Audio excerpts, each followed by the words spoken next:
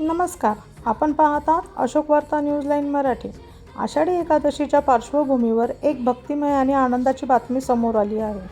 नाशिकमध्ये भगवान श्री विठ्ठल आणि माता रुक्मिणीसाठी खास पारंपरिक पोशाख तयार करण्यात आला असून हा पोशाख आता पंढरपूरला रवाना होणार आहे. यंदा मुख्यमंत्री देवेंद्र फडणवीस आणि त्यांच्या पत्नी श्री विठ्ठल रुक्मिणींची शासकीय महापूजा करणार आहेत. या महापूजेसाठी हा विशेष पोशाख भगवान विठ्ठल आणि माता रुक्मिणीला अर्पण करण्यात येणार आहे. या पोशाखाची जबाबदारी भाजप आध्यात्मिक आघाडीचे प्रमुख आचार्य तुषार भोसले यांच्यावर सोपवण्यात आली होती. वारकरी परंपरा, धार्मिक संस्कृती आणि भक्तिभाव जपणारा हा विशेष पोशाख आता पंढरपूरमध्ये लाखो भाविकांच्या आकर्षणाचा केंद्रबिंदू ठरणार आहे.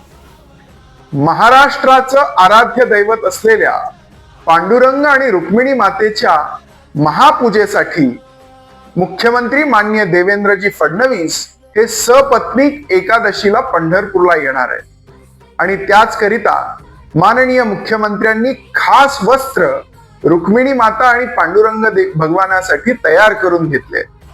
यावर्षी माननीय मुख्यमंत्र्यांनी स्वतः रंगाची संगती निवडलेली आहे.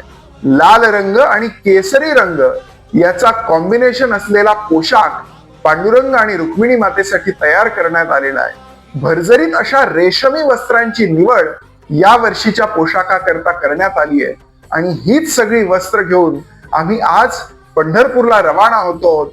मुख्यमंत्रीजी एकादशीच्या दिवशी येऊन सपत्नीक पांडुरंग आणि रुक्मिणी मातेची महापूजा करतील आणि ही वस्त्र महाराष्ट्राच्या 12 कोटी जनतेच्या वतीनं पांडुरंग आणि रुक्मिणी मातेच्या मूर्तीवरती त्या दिवशी शोभून दिसणार आहे.